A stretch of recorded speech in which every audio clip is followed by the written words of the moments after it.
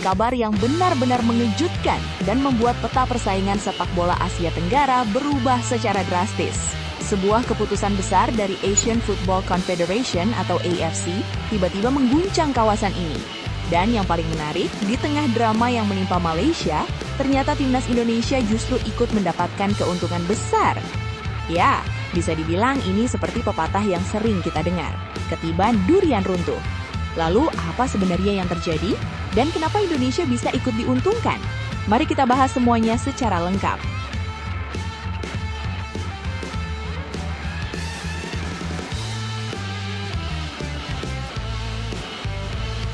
Media Inggris sampai ikut bongkar. Sosok Simon Grayson tiba-tiba merapat ke timnas Indonesia dan disebut jadi senjata baru John Hartman. Dari pelatih klub Inggris kasta bawah, kini masuk ke ruang taktik Garuda. Apa strategi besar di balik penunjukan ini?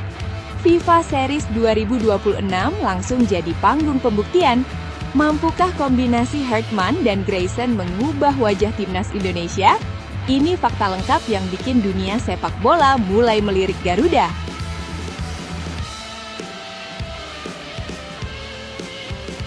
Serta beberapa berita timnas Indonesia hari ini. Selengkapnya hanya di Zona Timnas Indonesia.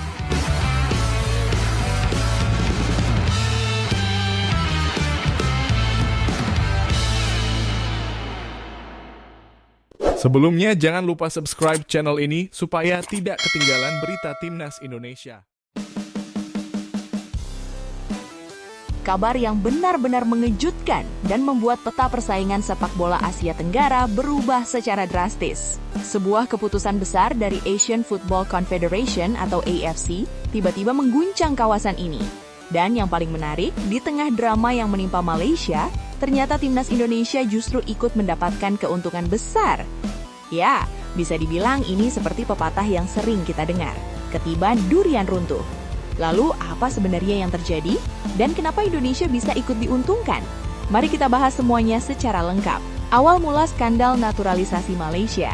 Cerita ini bermula dari keputusan kontroversial yang dilakukan Federasi Sepak Bola Malaysia. Federasi mereka, yaitu Football Association of Malaysia atau FAM, sebelumnya memperkenalkan sejumlah pemain naturalisasi yang diharapkan bisa memperkuat tim nasional mereka. Langkah naturalisasi sebenarnya bukan hal baru di sepak bola modern.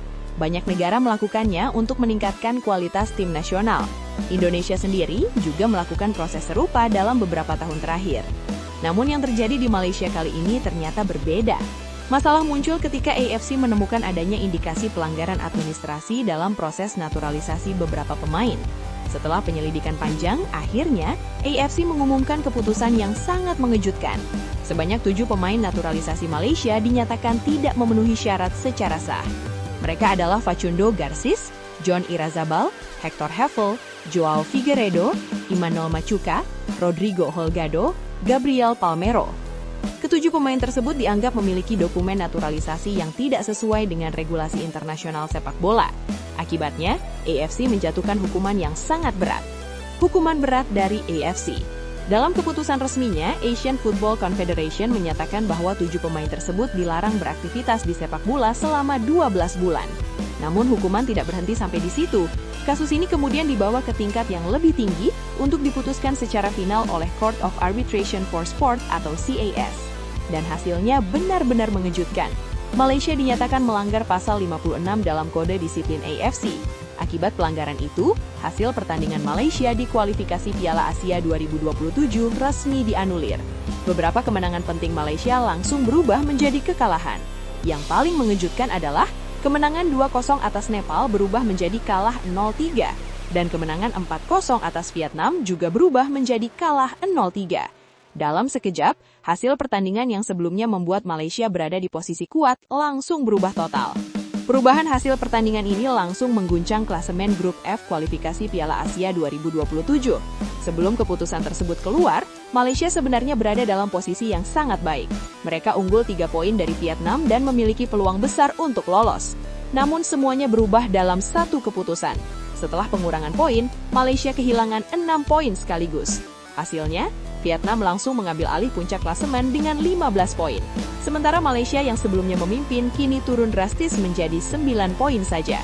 Situasi ini membuat peluang Malaysia hampir tertutup, karena dalam format kualifikasi ini, hanya juara grup yang berhak lolos ke putaran final Piala Asia. Dengan selisih poin yang cukup jauh dan hanya menyisakan satu pertandingan, Malaysia diprediksi sudah tidak mungkin lagi mengejar Vietnam.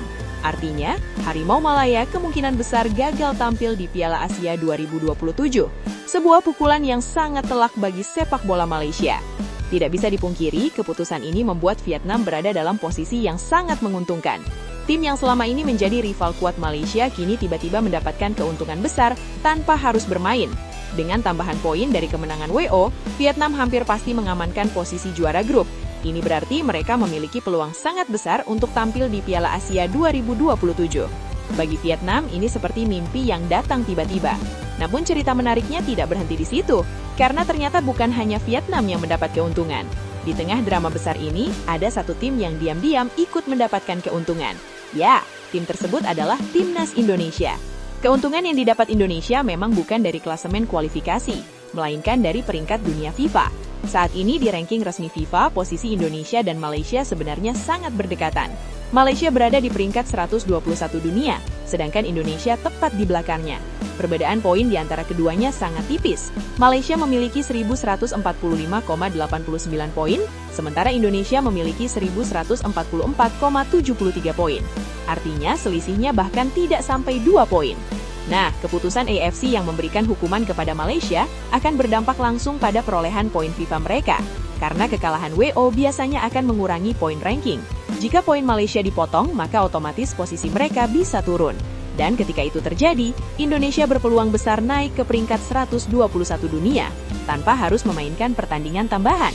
Inilah yang membuat banyak pengamat menyebut bahwa Indonesia sedang ketiban durian runtuh. Kasus ini juga menjadi pelajaran besar bagi seluruh negara di Asia Tenggara. Naturalisasi memang sah dilakukan dalam sepak bola modern, namun prosesnya harus mengikuti regulasi internasional yang sangat ketat, mulai dari dokumen kewarganegaraan, masa tinggal, hingga hubungan darah. Jika salah satu syarat tidak terpenuhi, maka pemain bisa dianggap tidak sah, dan konsekuensinya bisa sangat berat.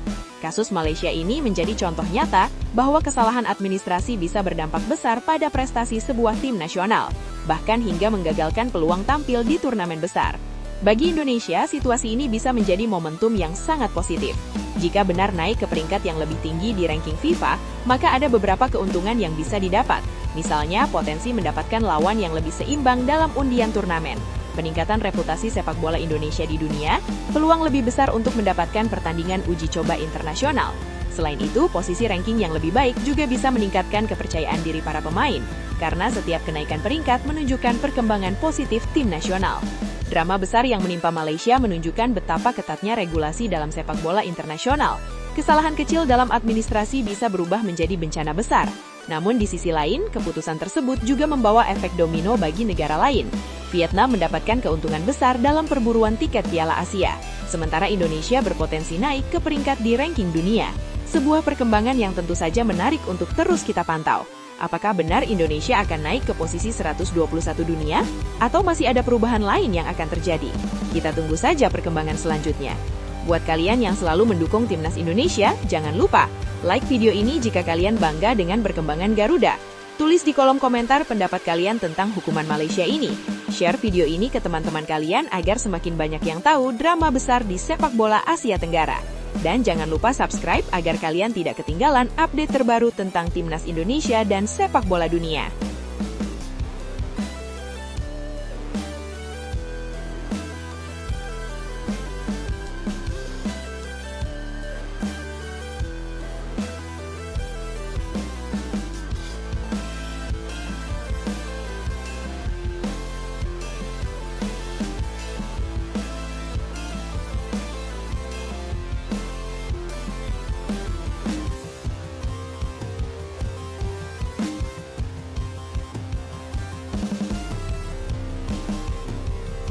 Media Inggris sampai ikut bongkar, sosok Simon Grayson tiba-tiba merapat ke Timnas Indonesia dan disebut jadi senjata baru John Hartman.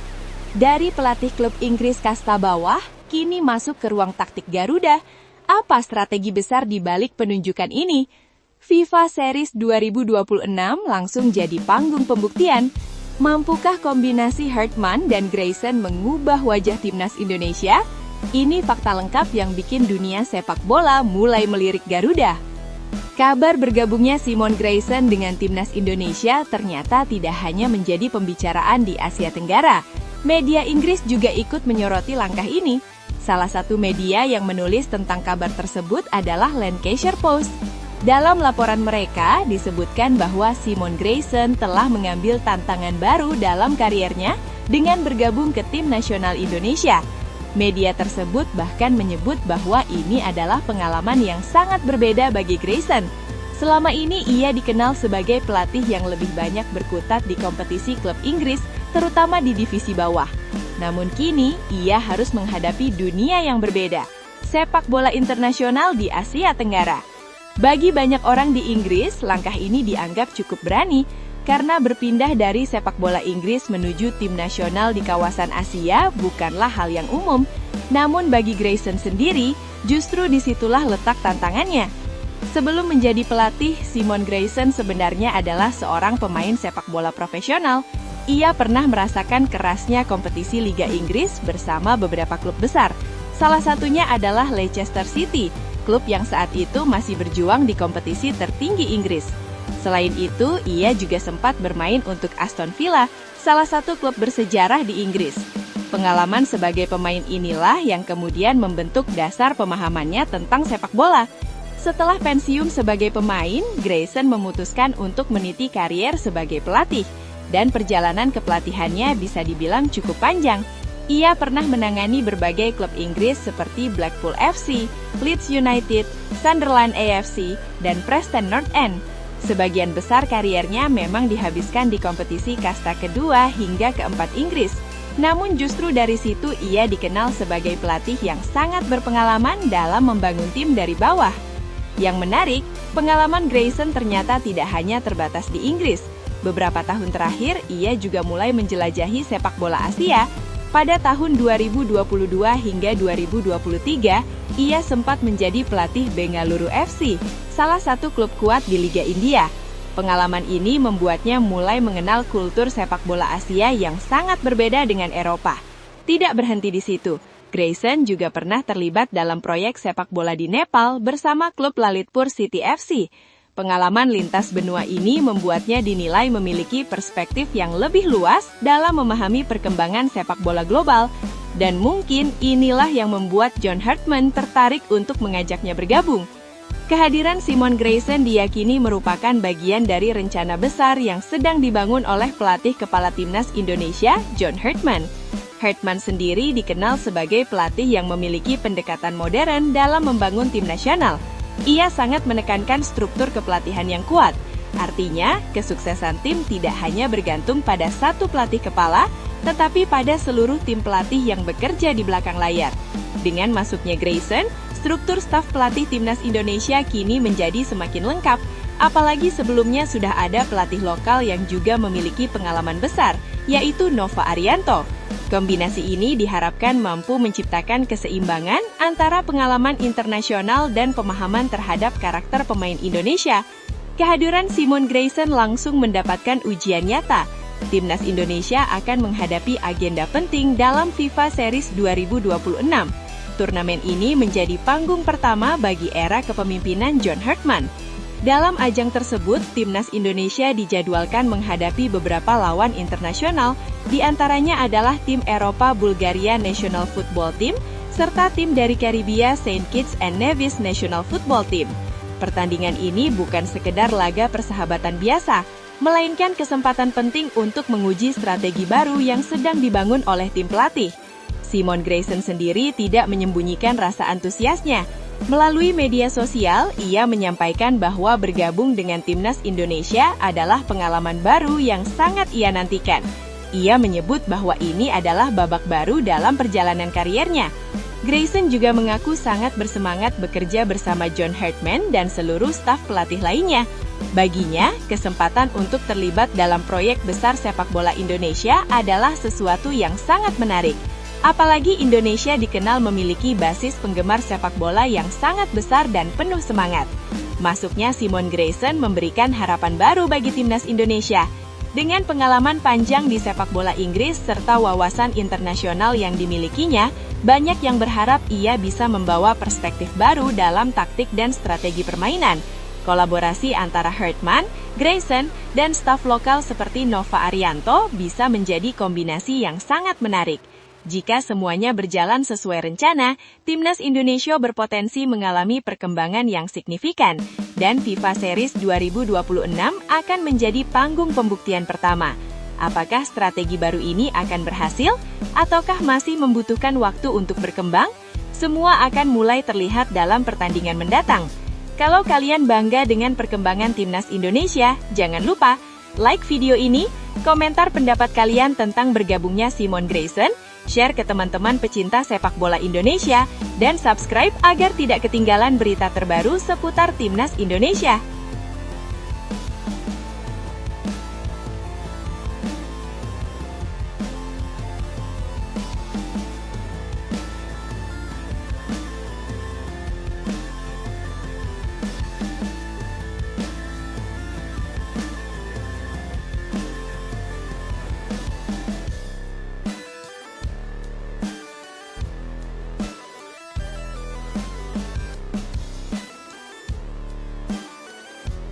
Gemparkan dunia, 150 lebih negara dari Eropa, Amerika Selatan, Timur Tengah hingga Afrika mendadak berebut hak siar turnamen FIFA Series 2026 di Jakarta, dan dunia sepak bola tiba-tiba geger melihat betapa dahsyatnya magnet supporter Indonesia.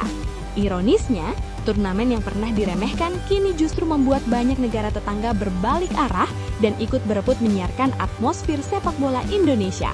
Efek fanatisme supporter merah putih disebut-sebut menjadi rahasia besar yang mengubah turnamen biasa menjadi tontonan global yang menggoda stasiun TV dunia. Simak semua faktanya hingga selesai. Dunia sepak bola geger. Indonesia mendadak jadi magnet global. Gelombang kehebohan besar sedang menyelimuti dunia sepak bola.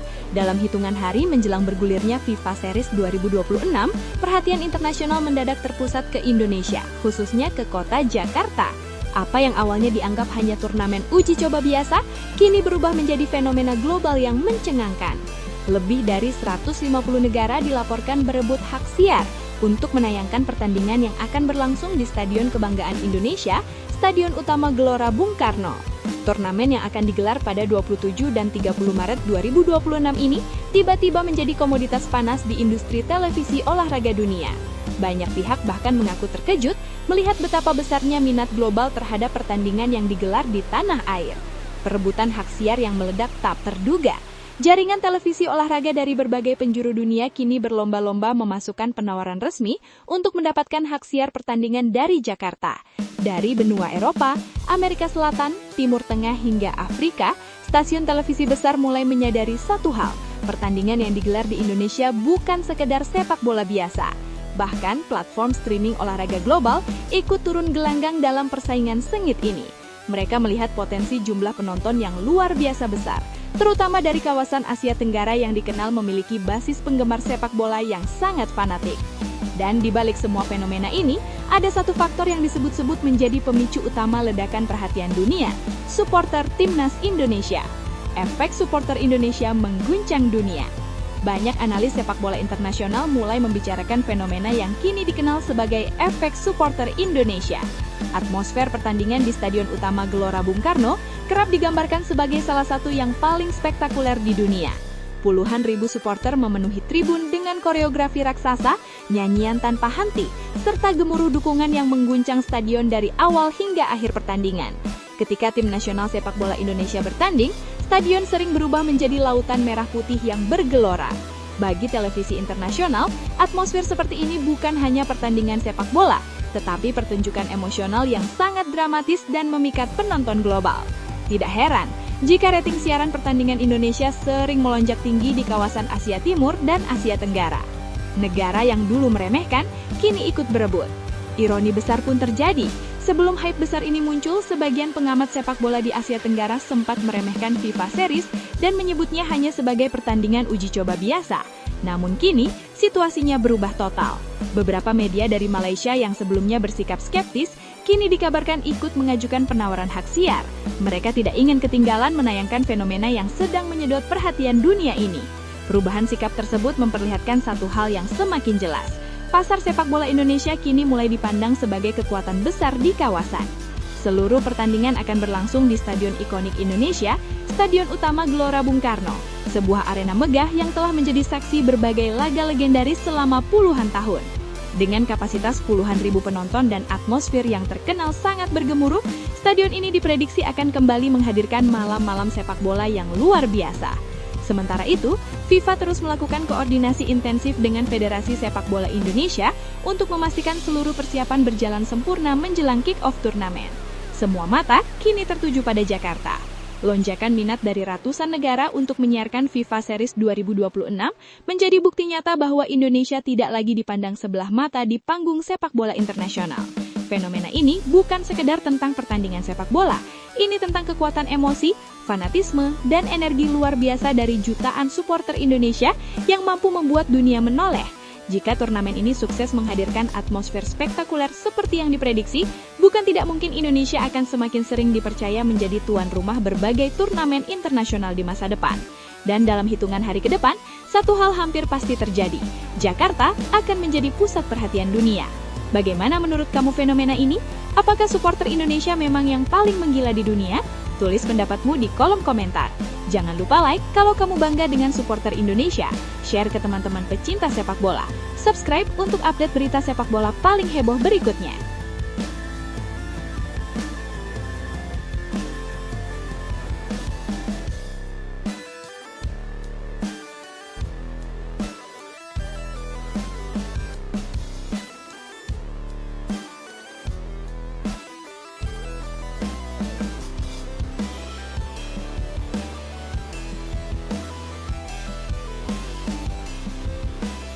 Dunia sepak bola Indonesia gegar. Tiba-tiba muncul kabar striker Garuda alami patah kaki.